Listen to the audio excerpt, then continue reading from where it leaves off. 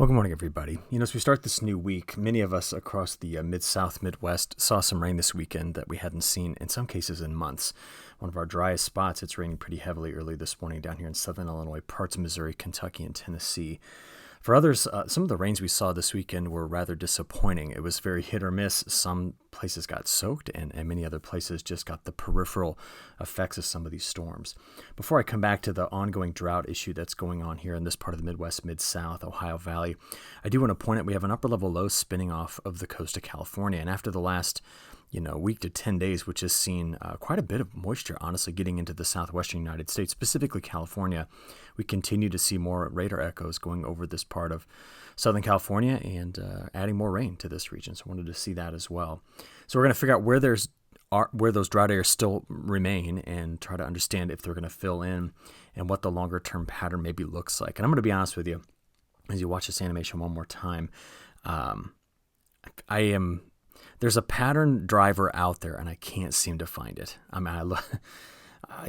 You think you get a clue on what it might be, and then those hopes are dashed pretty quickly. Let's get a look at the latest 72-hour rainfall map here, though. And what I mean by this is, this. I put a dot where my house is, so 0.06 inches, 607 inches, what came through here. Yet nearby in parts of central Illinois, parts of Missouri this weekend. Take a look at central Wisconsin. I mean, there was some locally heavy rain that came out of some of these storms over the weekend, but it was just to make the point that they were very isolated in the way they delivered precipitation. We're going to look for this to get a little bit more organized and fill in for certain places. I'll come back to those areas in just a few moments. But overall, I wanted you just to get a quick glimpse. And remember, you can get all these maps at agweather.com, ag-wx.com, to get a little bit of a closer view of this. On satellite, just a reminder, some of the storms this weekend were pretty rough. We saw, for example, earlier in the weekend, there's a tornado report in central Illinois, several wind and hail reports out of these. And you could say the severe threat was not widespread, it was a bit more isolated, but it was important just to kind of see some of this stuff was pretty deep. Look down here around the Red River Valley of the south and some larger storm complexes that were moving with this system. Now, much of the rest of the northern plains, Canadian Prairie was dry, saw some wildfire smoke, and there is still a very large fire in Washington right here that we're keeping an eye on. That's been burning for a while. You can see some of the smoke from it right in through here. But there's that upper level cloud cover coming out of this cutoff low that's sitting off the coast of California. And the reason why I'm watching these so carefully is not just for the folks in California and the ag there, but I'm very curious about this upcoming winter and its ability to create this kind of scenario. Okay, I want to know how easily the western side of the United States, specifically the Gulf of Alaska, how easily it will become blocked up this winter. I think that's going to be a major pattern driver. Now, that's the only one I can look at now for winter, because you're going, what about the North Atlantic? Well, some of the North Atlantic signals, like the Arctic Oscillation, the North Atlantic Oscillation, and so on, they often don't show up early enough to give you any sort of a clue what to look at there. But as we get this all the way to where the sun was rising early this morning, we will talk in a moment here about our hurricane and what's to follow. That's Gabrielle right there. Pretty potent system. But we come back to this ongoing story, right? We've seen exceptional drought develop in this area, also over here in Ohio, West Virginia, Pennsylvania, into the Northeast. And this is just, I don't feel like this is fully representative of how dry, especially this region is in the Carolinas here, because I started the map on basically August 1st through September 21st. And during that time frame, you'll note that it was quite wet in this region. And I've made a case that one of the big reasons why we've seen such drought built into these areas, and you can include more of the delta into that drawing, is because of the exodus of the Bermuda High. Meanwhile, we've had tropical systems that have come up into the west, right? This is why we've seen better moisture here. And back into the month of August, there were big storms that ran the periphery of the southwestern monsoon. But we just kind of distill it all down and say, what did this late summer time frame look like? This is it. This is today is the equinox, and we'll take a look at some satellite data in a few moments for that, just to kind of make a neat scientific point there. But I want you to see just how wet it's been here, because over the last week, I mean, take a look at some of these precipitation numbers. Now remember, these AHPS maps are always a day old for quality control.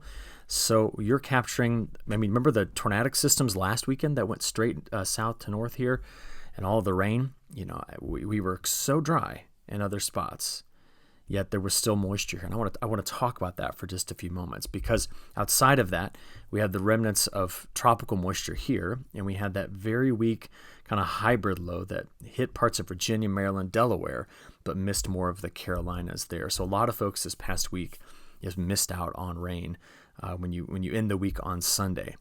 But I want to show you something neat. This is global winds from the 8th of September to the 19th. Now, this has always got a 3-day lag, or 2 to 3 day lag on it.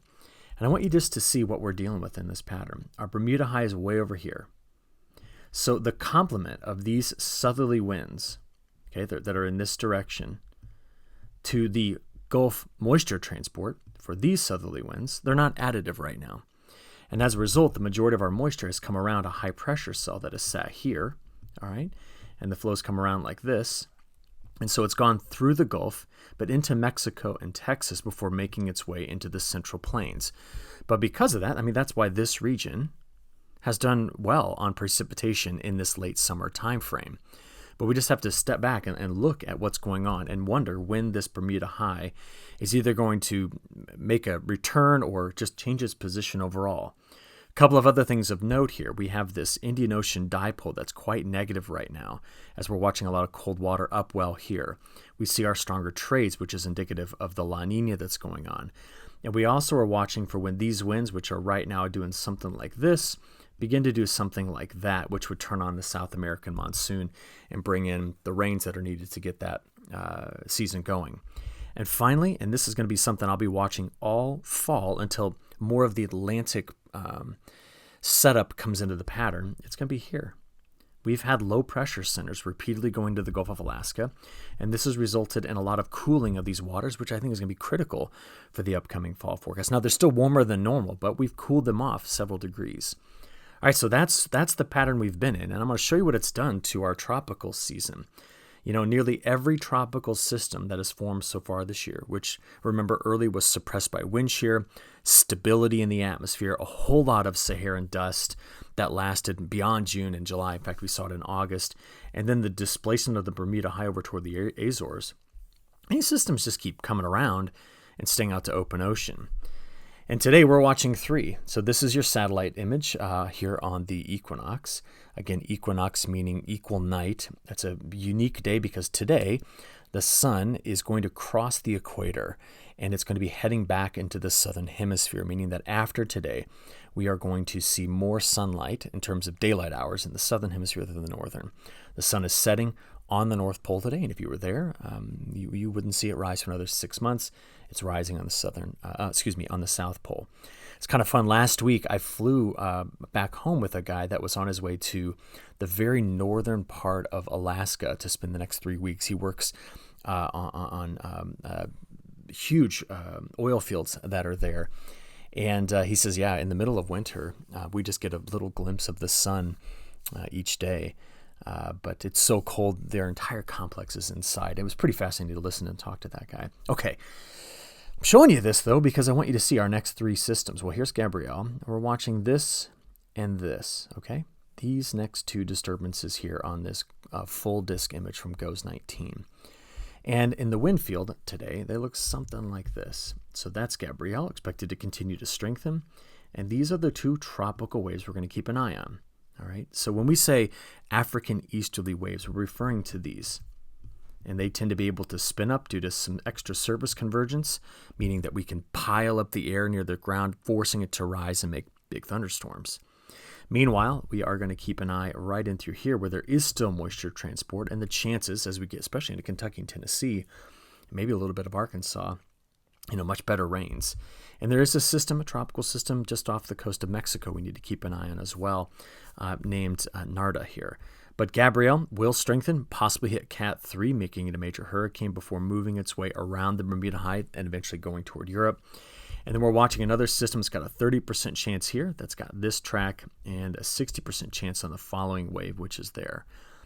But you know that for weeks I've been saying, hey, we got to watch, especially in October, the Central American gyre, this area here, and nothing. I don't have anything coming out of that region right now. And in fact, most models are attempting to keep these next 2 systems away from the U.S. I'll show you the GFS first, and just have a look. You can find extent of the Bermuda High. It's all through this area. And as a result, as we watch this going forward, there goes Gabrielle off. There's a big low. I'll tell you about that in a second. That's coming through the next couple of days into the Mid-South. And then what happens after this? Oh, there's your Bermuda High.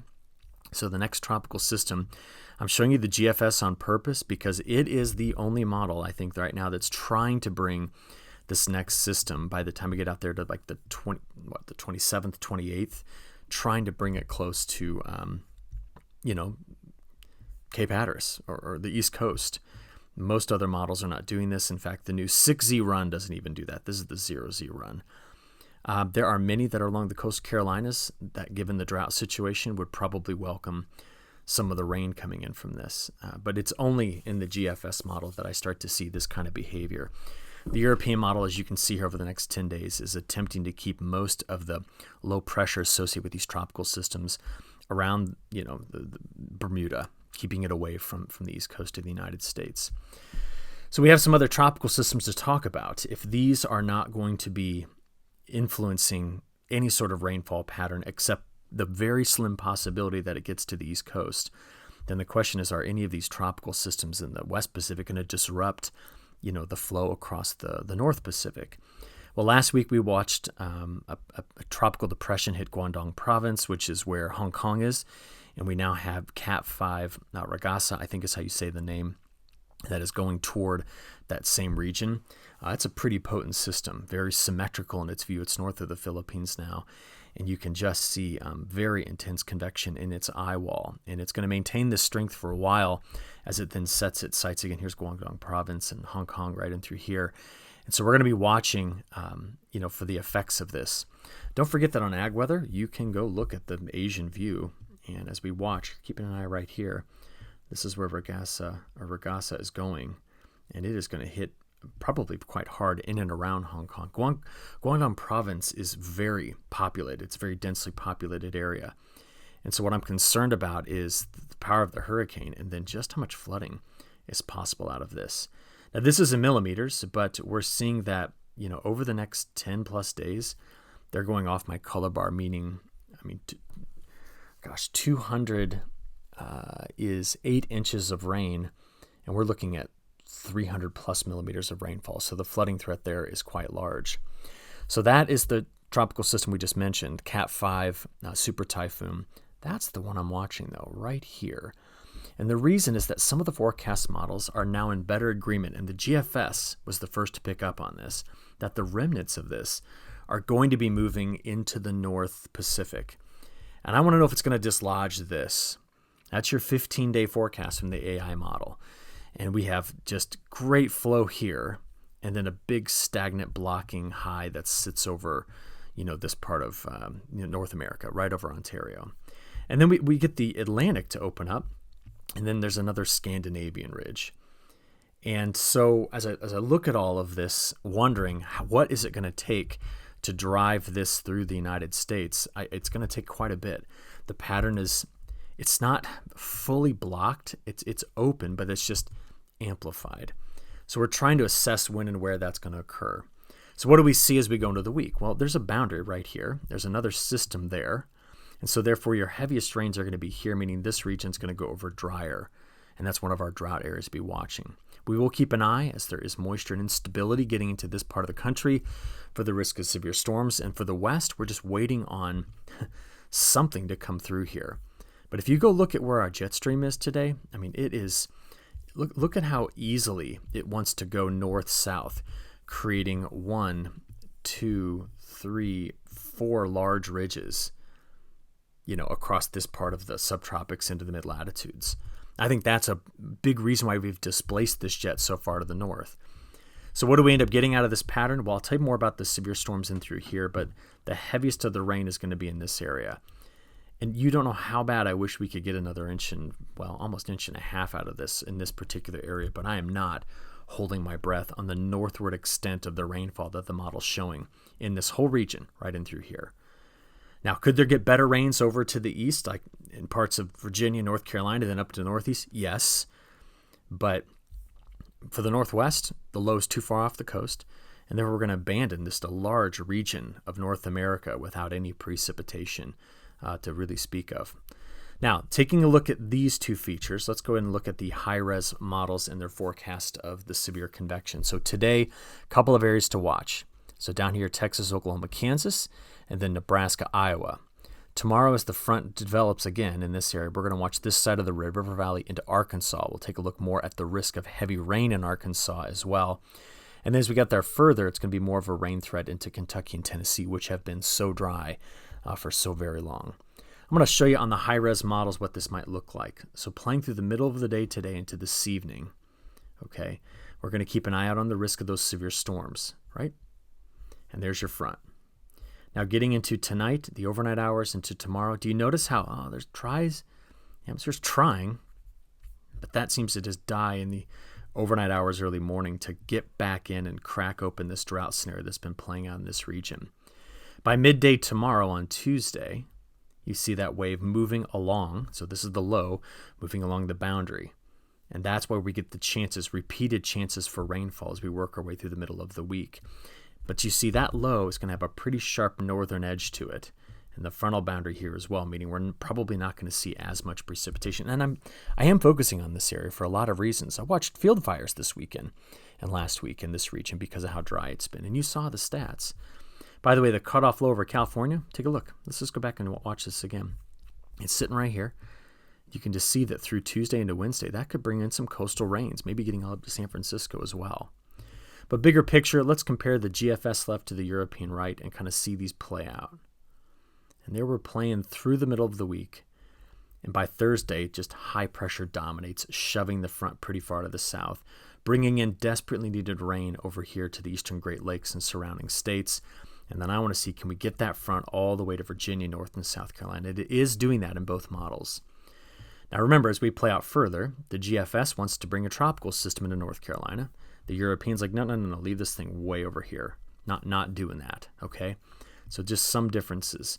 And you can tell that the atmosphere is attempting to pull some sort of, it's kind of monsoonal in its structure, rain into Arizona, New Mexico, the Four Corners states, as we play this out about 8 or 9 days.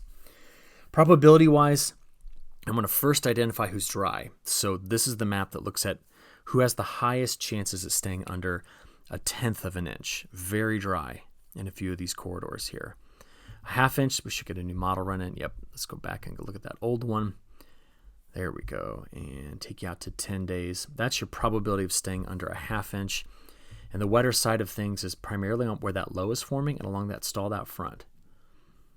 And that's really what we're seeing in terms of this pattern. Now, to give it to you one last way, remember, there is a big ridge that's settling back into the midsection of the U.S., right? So if this is your next 7 days, and that's your next 10, take a look at week 2 only. This would be the 30th through October the 6th. Broad area, very dry conditions. Yeah, there's still some moisture here. Do you know where the deep low is? I showed it to you a moment ago. So we're going to funnel all that flow into British Columbia. But this is why we were not expecting the rainfall from this system just to break and end and bring everything back into alignment as we go into fall. The GFS is the same way. Here's the next 7 days and 10 days, okay? What about just week 2? Again, it's got this feature and it's got that, but quite large area of drier conditions out there. Meaning that the Mississippi, which was this morning 7.43 feet below low stage, even with the rainfall coming, it may give it a nice little bump up, but if that resulting pattern shows back up I just showed you, we're going to go drier. The new week 3, week 4 forecast was put out by the Climate Prediction Center on Friday, and they're wetter on the East Coast, but they're now trending a bit drier back into the Midwest, upper Midwest, northern plains going forward. And overall, the new outlook for the month of October mimics what I showed you for the last couple of weeks and what Matt described, and that is unless something comes through to disrupt and toss out the big ridge that's centered in the midsection of North America, or if something comes out of the Bay of Campeche, or you probably heard me say that too many times, you're probably sick of the way I say it, but whatever, man, we just aren't going to be able to get drought to be cured across a lot of these areas. So the rainfall coming through now, yes, love every second of it, but we need a whole lot more than this. This Climate Prediction Center also released on the 18th their new seasonal drought outlook, and you can tell that they are not aggressive on returning rain to a broad area here in our cotton belt into the Delta and parts of the Midwest. And that darker shade means drought is expected to persist, while it is expected to improve in the northwest. But that's a La Nina bet right there, that this is going to take shape early, at the end of this year, early winter. All right, so I'm trying to figure out what's going to move this, right? And I told you at the beginning, I don't know. We've got this beautiful piece of the jet stream here, and then wonk, it just goes up and over and goes back on its horse. Look at that. What is going to break this away, break this down to dislodge this pattern more permanently? Because look what it's done to the temperatures. I mean, it's been there for a good 12 days, and over that time frame, it's been very hot from the Columbia Basin through Montana, the Canadian Prairie, and in and throughout the Mississippi Basin. Honestly, our only cool spot, since the end of the first week of September has been the southeast, but everywhere else, it's just been very hot. Here's our frost threat for the next 7 days. I mean, it's just in the mountains. We've even eliminated most of the frost threat here in the northeast. And max temperatures look like this. Here's today's highs, tomorrow. Getting into Wednesday. Now, you know this. There's a low here that's coming through. That's why you got cooler conditions there. But as I play it out, it's very moderated, mild, warm, honestly, forecast through the end of the week and into the weekend. Now, there's not going to be a whole lot of people that are going to complain about 80, mid-70s. But just a reminder, that's 10 to 12 degrees warmer than average for this time of year. So just something to think about. And until this goes away, take a look at the new forecast. That's your next 5 days. That's day 5 through 10. Now remember, there is moisture coming into this area. That's why we got the cooler conditions there. But day 10 through 15, I mean, Matt and I, we thought we saw a signal where that trough was going to just build up a storehouse. Now, that's probably too broad of a drawing. Build up a storehouse of colder air here that gets into Alaska. Man, the models aren't going after it yet. Now, seasonally, yeah, there's a cool down. But is it cooler than average? No. And even if I look out there and say, well, what about that? Let's go out there to day 14 through 21, week 3. Well, this is when we thought, the 5th through the 12th, that we were going to be able to do this with the jet stream pattern. And yeah, the GFS is still partly on that, but man, we seem to be kicking the can down the road even further for bringing in the cooler weather. I'm talking about this region. So I want to point out the new week 3, week 4 forecasts and kind of let you know what we're seeing. Now, I made a case that I don't have a dominant driver, but I will tell you about some important things that have been changing. We've really cooled the water off here. Now, I'm sorry, it's still very, very warm, but it's no longer in record-setting territory around Japan. And because of the persistent low pressure over this part of the Gulf of Alaska, it's cooling off as well. But is that it? I mean, is that the biggest feature that we're going to watch right now? Because the MJO is not doing anything for us. It's just kind of stuck in null space, meaning it is less of a dominant driver for us to use in the forecast. So I just come back to thinking about this, and I want to remind you, the Climate Prediction Center's outlooks, which we examined last week, just going to summarize them for you again, they're very La Nina-esque in their predictions. So you have the temperature on the left, precip on the right for October, November, December 1st. And then I'm going to show you December, January, February. Okay, we talked about this last week, and then this is about as La Nina as you can get. But what we don't know, but what we're speculating about, is we think this La Nina will peak early. It's normally peaking right around Christmas to the end of January. This one might get out before that. In other words, we might start to see a new pattern regime setting up for the second half of winter. And the question will be, what will dominate that? Is it some feature in the North Atlantic, a Scandinavian block? How much snowfall do we get in Siberia, for example, for October to tell us maybe what the polar vortex is going to do? None of those things are answerable right now. So I just want to let you know, these are based almost entirely on the view that La Nina will be a major pattern driver. So what are we going to finish up with? Well, we did finally get our first report out of Mato Grosso on planting progress. This is normal. I'm concerned that if you're an American grower, we always want to watch this. If our markets compete with theirs, which they do, if we stay on this side of the average, crop's going to go in fast. They're going to open up their crop counter. Now, there's going to be a lot of Brazilians happy if they can get this crop in fast. Last year, they were delayed. They caught up by the time we got to the end of October, which is why I've been saying the end of October, that is the most critical time period to look at this graph. We've just started this. They do have a pretty powerful front right now stuck here. But the high pressure, you got to move this up a little farther to draw these winds. See how the winds are doing that? You need that arrow to be here to do that, to get the monsoon going. So over the next 10 days, probability of at least an inch. We've got to get more rain to this area. And the models did back off on some of the rainfall that was predicted last week. Now take a look at this closely. If I play this forward, see the front advancing to the north. Watch again. This is Monday, Tuesday, Wednesday. It's going right through Mato Grosso, Goiás. And it's bringing in rain. But here we are Thursday. Now just watch right here. I want you to watch if anything gets added. Almost nothing, right? There's more rain here, but this is in the Amazon. Right in through there where they want this rain. That's just one spot. We don't see a whole lot of it. And the GFS has got the same story. Look at this. Brings in the rain with the front, and then not a whole lot getting added to it. So what we see out of this is that the week 2 forecasts are drier, which comes back to this idea of the monsoon coming in fits and spurts, not really just exploding onto the scene and starting. So we just need to watch this carefully. See, do they track closer to average, or are they at the wetter and therefore more quick side of average, or are there reasons to wait? And that will be the main story, I think, coming out of South America in the next 6 weeks. Okay, I'm sorry I went on a little bit long this morning, but just a lot to discuss after watching the weekend pattern, and we'll just keep pounding away on this, trying to figure out what's driving it, and give you a clue once we figure it out. Appreciate your attention today. You'll talk to Matt tomorrow. Thanks.